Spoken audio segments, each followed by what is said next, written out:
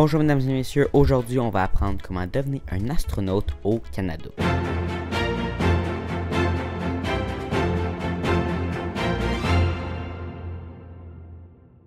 Premièrement, il faut savoir que devenir un astronaute au Canada, c'est assez compliqué, si c'est pas impossible. Parce que tu peux pas juste rentrer dans l'édifice de l'Agence spatiale canadienne, ASC en abrégé, puis dire « Tiens, voilà mon CV, tu m'as besoin d'aide ». Tu peux pas dire ça, non. Il faut plusieurs qualifications pour devenir astronaute. Tu dois avoir une excellente santé. J'ai une excellente santé, fait qu'il faut que tu sois une grandeur entre 149 et 190 cm, un poids entre 50 et 95 kg, une acuité visuelle de 100% et une acuité auditive normale. Il faudra que tu aies aussi une variété d'acquis, des qualités et compétences essentielles, tels que le jugement, l'intégrité, le raisonnement, le travail d'équipe, une bonne synthèse et vulgarisation lors de parler en public, la motivation et surtout, la débrouillardise. Parce que quand tu es juste une dizaine de personnes à bord d'une navette, tu peux pas juste commander l'outil sur Amazon. Tu dois faire avec ce que tu as. Tu dois être citoyen québécois aussi. Tu dois parler au moins le français ou l'anglais, dans le meilleur monde, les deux. Maintenant, les études. Tu dois avoir un baccalauréat reconnu en génie ou en sciences. Si c'est en sciences, ça doit être en physique, chimie, biologie, géologie, mathématiques, information, etc. Tu dois avoir un doctorat en médecine ou en médecine dentaire. En plus des études requises, tu dois posséder au moins 3 ans d'expérience professionnelle dans ton domaine. Ok, disons que tu as tout ça sur ton CV, ok? Tu peux toujours pas rentrer et dire « Tiens, voici mon CV, tu m'as besoin d'aide, ok? » Non. L'ASC fait des campagnes de recrutement d'astronautes qu'on appelle.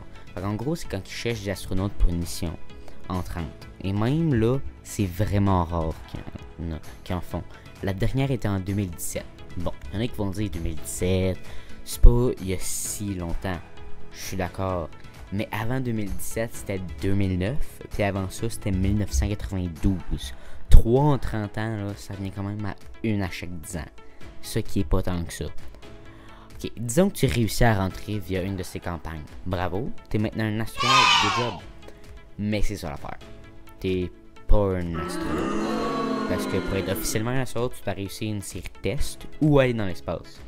Un ou l'autre. Là, t'es juste une recrue. Alors maintenant que tu es une recrue, bravo, parce que c'est pas tout le monde qui peut rentrer, là, sérieusement bravo. Seulement en 2017, là, il y a 18 300 candidatures qui ont postulé, puis seulement 11 sur ces 18 300-là, ils ont retenu, ok? Fait qu'environ 0,06%. C'est minuscule. Mais, faut pas laisser ces nombres nous décourager, parce que toi, tu y es arrivé, fait que c'est toi qui compte. T'es maintenant prêt à débuter ton entraînement. Alors, pour l'entraînement, toi, aspirant à devenir astronaute, tu dois suivre une formation en 3 étapes.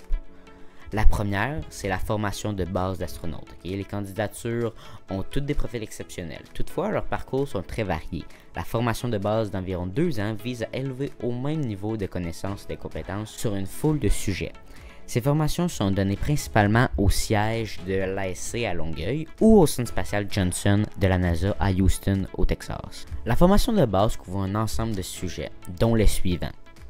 Introduction à l'ASC, introduction à l'Agence spatiale européenne, histoire des vols spatiaux, principes fondamentaux des vols spatials, procédures et réparations dans l'espace, formation générale sur les sorties dans l'espace, entraînement en vue de sortie dans l'espace, système de la Station spatiale internationale, sciences de la vie, sciences des matériaux et des fluides, observation de la Terre, sciences spatiales, robotique, comportement humain et des performances, formation pilotage, parachutisme, conditionnement physique, premiers soins et réanimation cardio-respiratoire, formation linguistique. Fait que par exemple, apprendre le russe. Il y a aussi le fonctionnement du matériel photographique, relations avec les médias, formation de survie. Ouf, il y en a beaucoup. Lorsqu'ils réussissent le programme de formation de base, les recrues doivent officiellement le titre d'astronaute. Et oui, tu es maintenant un astronaute. Bravo. Mais il reste encore 2 étapes, fait qu'excite-toi pas trop.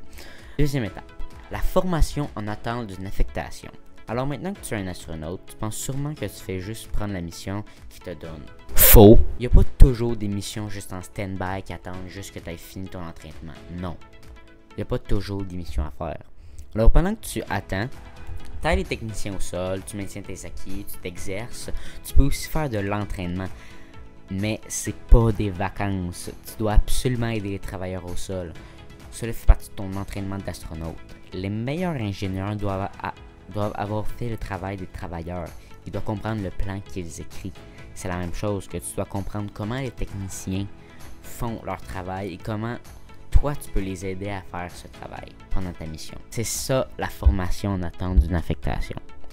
Troisième étape et la dernière étape, formation spécifique à une mission spatiale. Lorsqu'ils sont affectés à une mission à bord de la Station spatiale internationale, ISS, ou une mission lunaire, les astronautes suivent un programme de formation axé sur leur mission. En ce moment, il dure environ 2 ans pour les missions à la Station spatiale et 1 an pour les missions lunaires.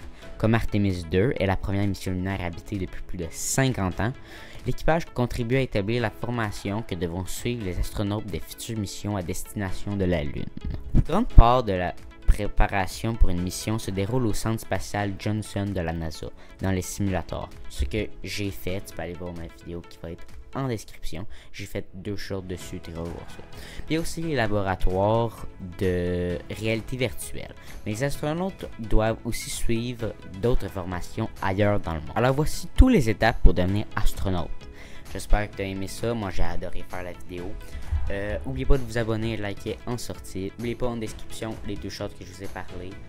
Vous irez voir ça, c'est moi qui explique en gros c'est quoi un des simulateurs que les astronautes doivent faire.